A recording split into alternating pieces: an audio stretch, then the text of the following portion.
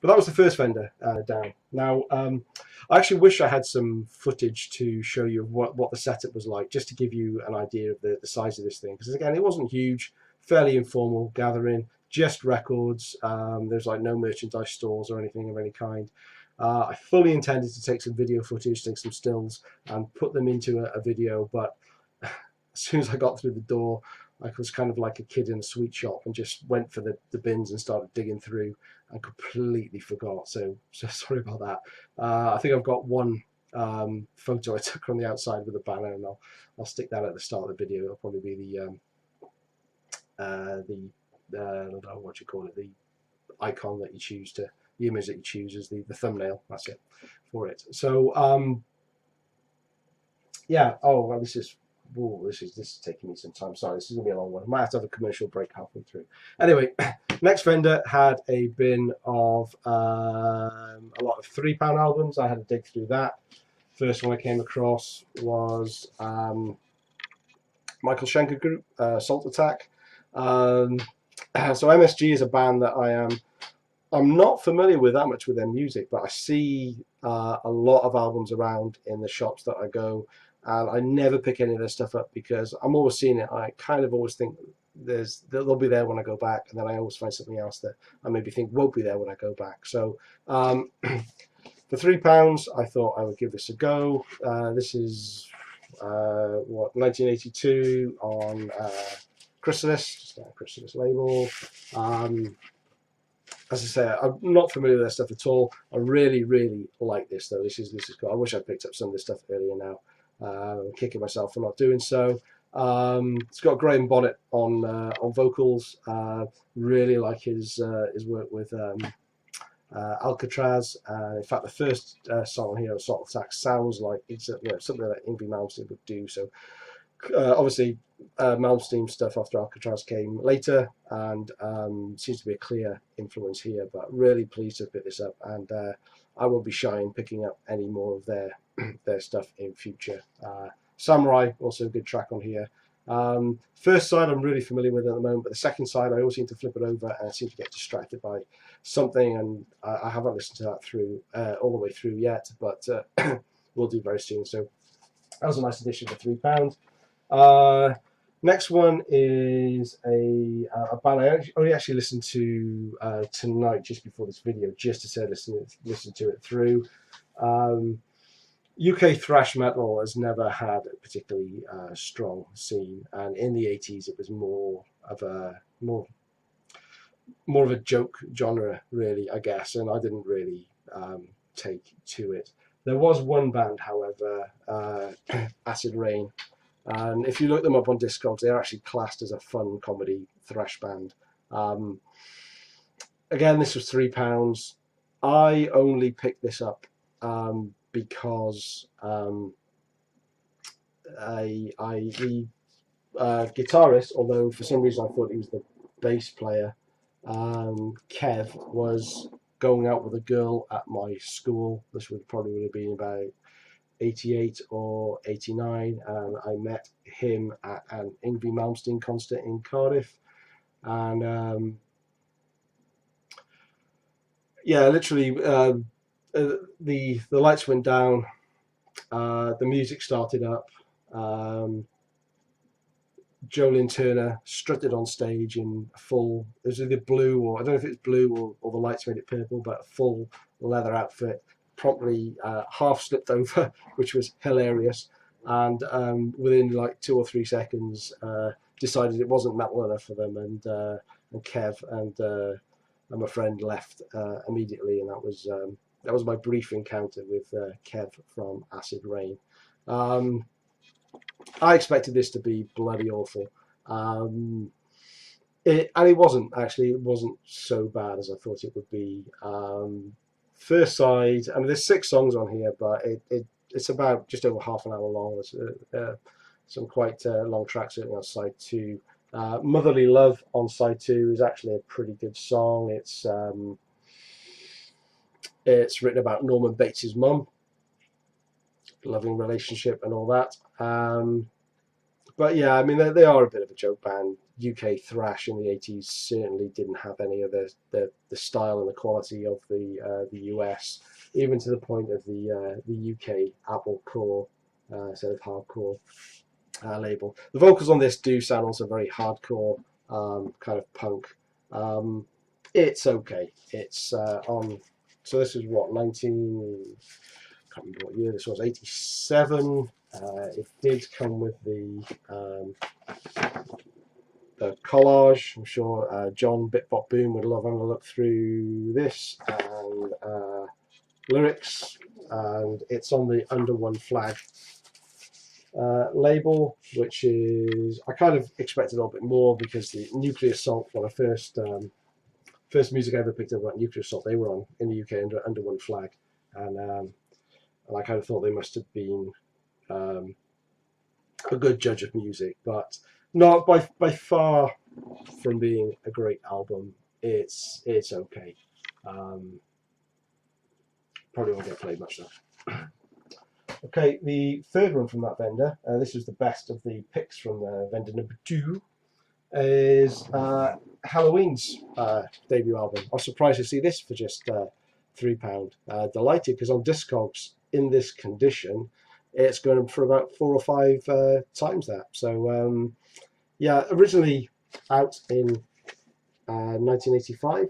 This is 1986 US pressing on Combat Records. Came in a plain white sleeve at the standard Combat label. Listened to this a couple of times. Took me a little bit time to get used to it, because I'm used to the 2 albums that came after, the Keys albums, Keeping the 7 Keys albums, with Michael Kiske on vocals. So this is Kai Hansen, guitarist, is on vocals here. But it's a really good album. I'm really getting into it, and to pick it up for the price I did, result. Okay, finally 2 more to go. I was pretty much spent by then. I've been there for quite a while. Sore fingers from all the digging. You really have to search hard when they don't, when they're not pulled out by genre. So going through a lot of crap really to find anything that's useful. I just stumbled across, there was a back room as well that had another few tables of just bins of records in, which didn't seem to be getting much attention. They must have been the guys that turned up late. So I went in there and I had a little look, and I picked up another couple of albums. Now this first one again is a band that gets a lot of love in the VC.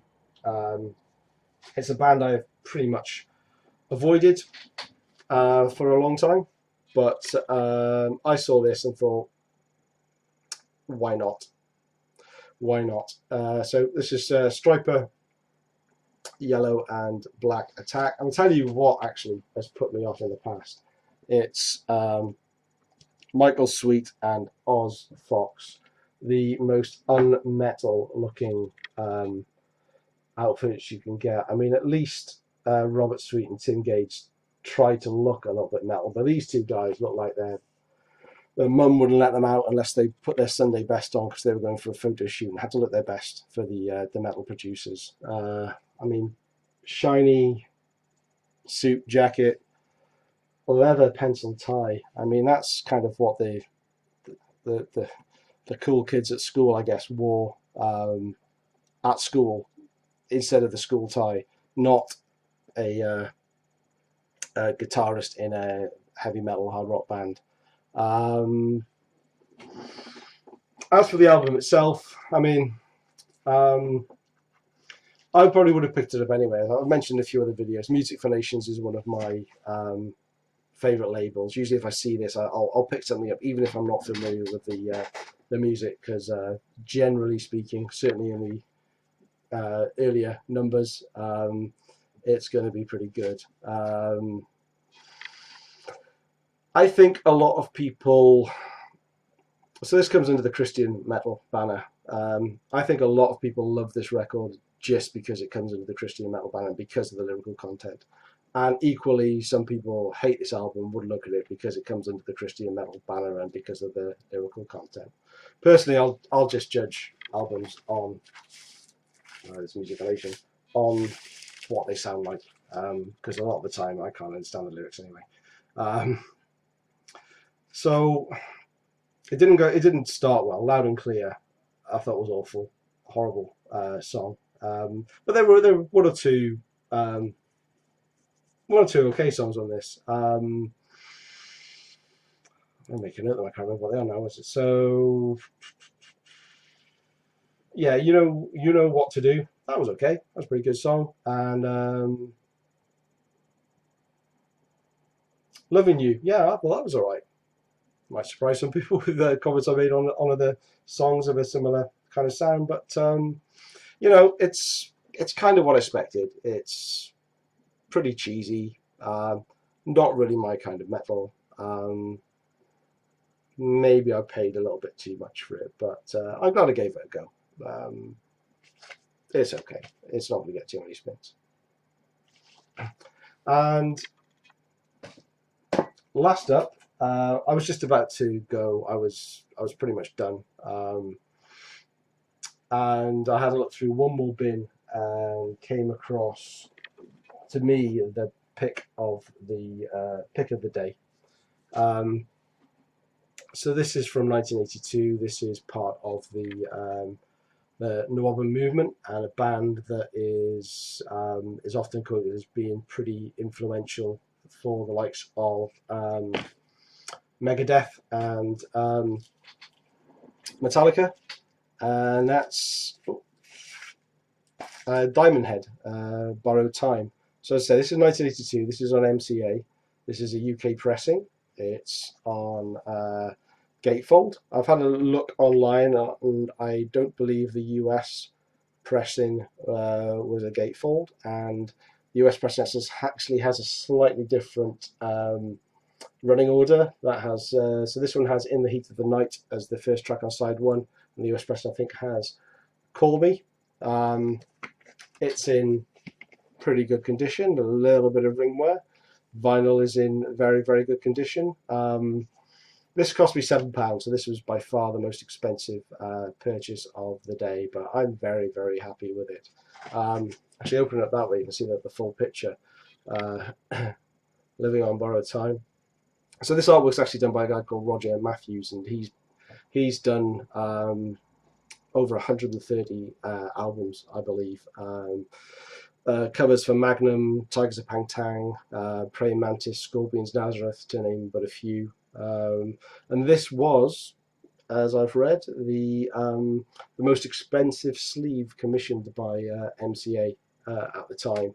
So MCA really invested in Diamondhead. Probably peaked around this time with their album. Of course, it's got the classic track. I mean, I think most people know Am I Evil, and probably a lot of people think it's actually a Metallica song. I know I did for a very long time, and I love the Metallica version, and I'm really like the Diamondhead version as well. Other great tracks on here as well, In the Heat of the Night and To Heaven and Hell is a killer track. If you've not heard that, I'd recommend checking it out. Yeah, it's a strange song here as well. Don't ever leave me. It's a beautiful track, but it really sounds like it doesn't belong on this album. It just doesn't fit with all the other tracks on here. But I Am Evil, last track on it, that follows straight after, and this is a great album. This is a great album. So, wow, I've talked for some time, but that was 10 albums. That was my budget completely spent. I had a great time, just without caring a world, digging through the bins. Let me know what you think of these albums. There's going to be, I'm going to have a go at trying a YouTube poll. What I thought I'd do is let you guys decide maybe what video I'm going to do next, whether it's a 3 random records, an 80s update, a new vinyl update. So during the video, maybe now, maybe a few minutes ago,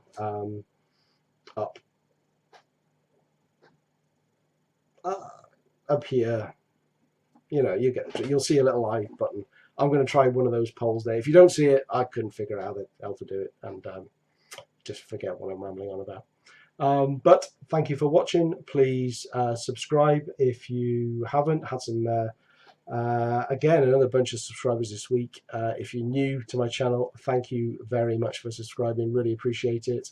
And yeah, give me a like, give me a comment. Yeah, give me a comment. I want to hear what you think about these albums. Sorry this is a long one. See ya.